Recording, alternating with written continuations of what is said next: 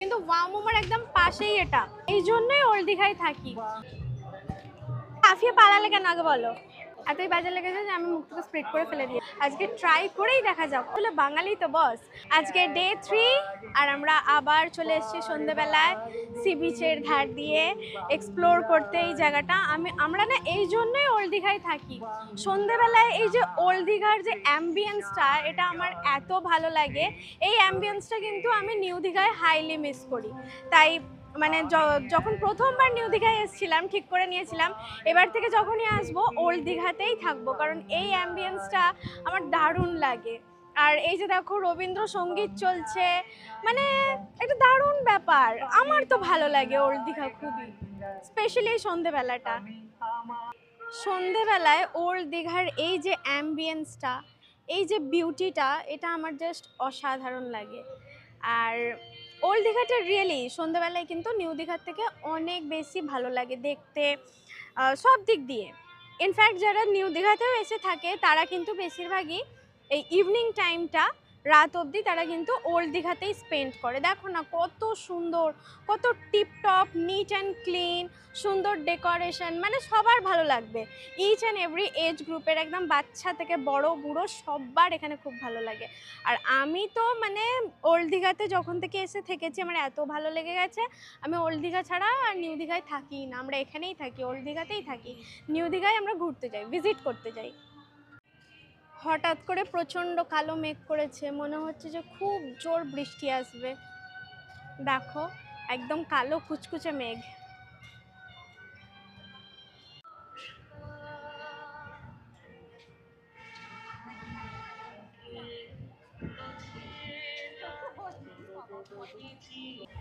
Wow মোমোর একদম পাশেই হচ্ছে এই ফুড স্টলটা। এই ফুড স্টলটার নাম হচ্ছে টেস্টি ক্যাফে ফর চাই লাভার্স। তো এখানে অনেকগুলো কম্বোস রয়েছে, আমি দেখলাম একটা কম্বো আমি এখন নিলাম। আর কি কি আছে তোমাদেরকে দেখিয়ে দিচ্ছি। এখানে tea, coffee, mocktail, lassi, shake, burger, fries, tandoori, momo, sandwich, pizza, pasta, Maggi, roll, এগুলোর মধ্যে প্রচুর অপশনস তোমরা পেয়ে যাবে। অ্যাজ ওয়েল এস এখানে কম্বো অফারগুলো রয়েছে। আমরা এই কম্বো অফারটা থেকে ওই paneer pizza, paneer sandwich and fries order করেছি। চিকেন নিলাম না, বিকজ আমি তো চিকেন হালাল ছাড়া খাই না। সো আমাদের অর্ডার এখন রেডি হচ্ছে, আমরা ওয়েট করছি।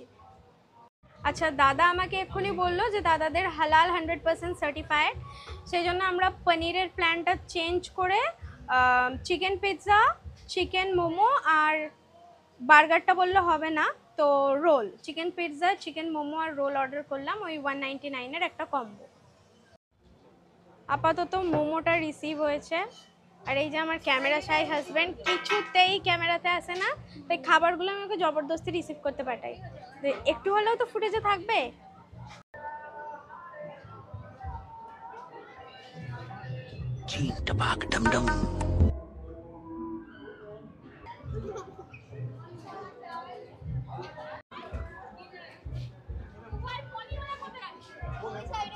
Actually good.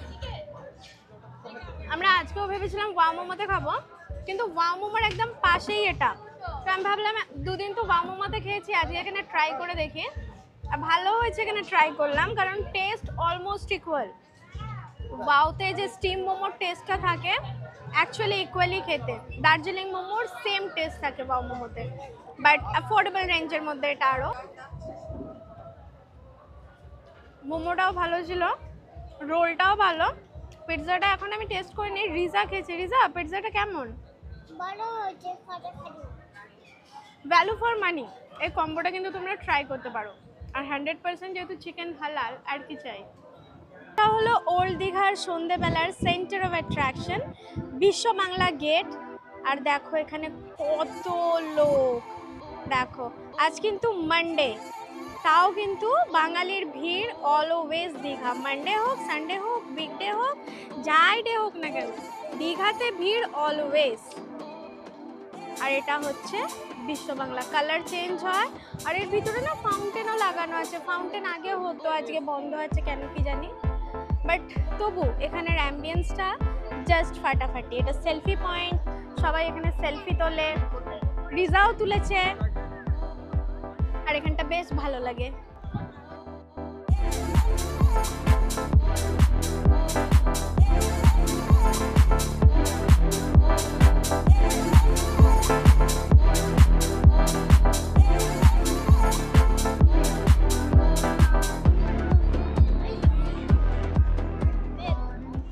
এরকম টাইপের ছোট্ট ছোট্ট ভাইদের থেকে কিন্তু তোমরা অবশ্যই জিনিস নিও। তুমি লাফিয়ে পালালে কেন আগে বলো? ভয় পেয়ে গেছিলে? আমি ইউটিউব ভিডিও বানাচ্ছি।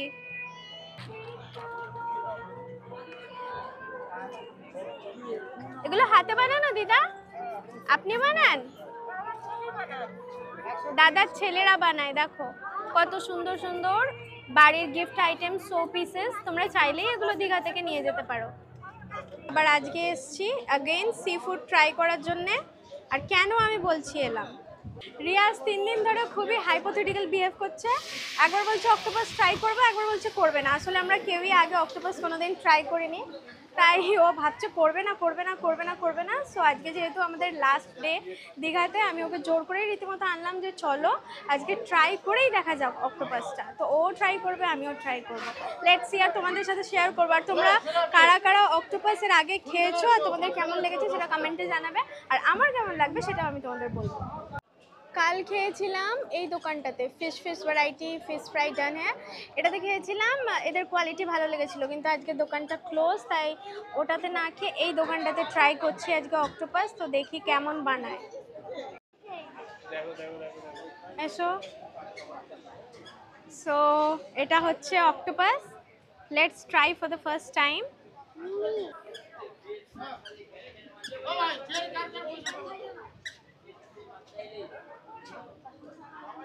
How is it? Only ভালো? Good, very good, average, excellent, ভালো, only good. তো এবার আমি খেয়ে দেখি, দাঁড়াও। আমি অক্টোপাস ট্রাই করলাম, ট্রাস্ট মি আমার খুবই ইয়াকি লেগেছে। এতই বাজে লেগেছে যে আমি মুখ থেকে স্প্রেড করে ফেলে দিয়েছি। বাট রিয়াজের বেশ ভালোই লাগছে, ও তো খাচ্ছে। বাট রিয়াজের মোটামুটি লাগছে, ও বলছে যে না ভালো লাগছে, আমি খেয়ে নেবো, ও খাচ্ছে। আমার টেস্ট ভ্যারিজ, আমার তো ভালো লাগেনি, আমি তো খেতেই পারলাম না, আমি তো ফেলেই দিলাম লিটারালি।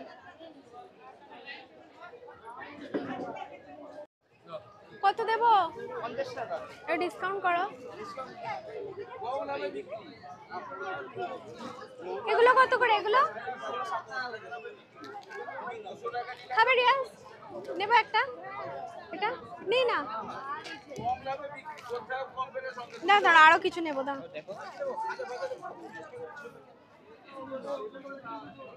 দাদা ওজনটা দেখে নিন একটু।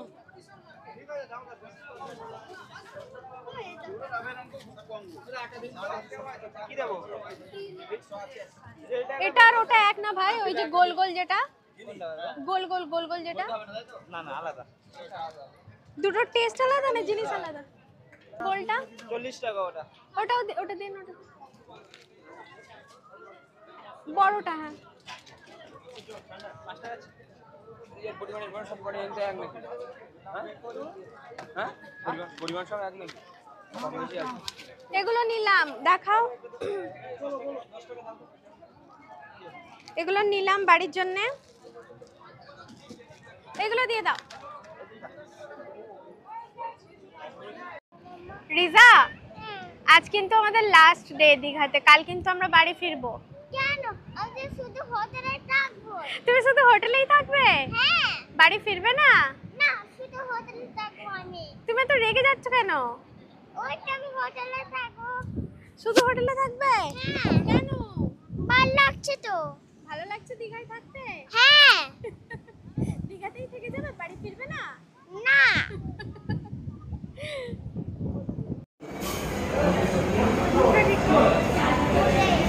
এখন আমি আর রিজা এসেছি সাথে আল্লাহতে আমাদের ডিনারটা প্যাক করিয়ে নিয়ে যাওয়ার জন্য।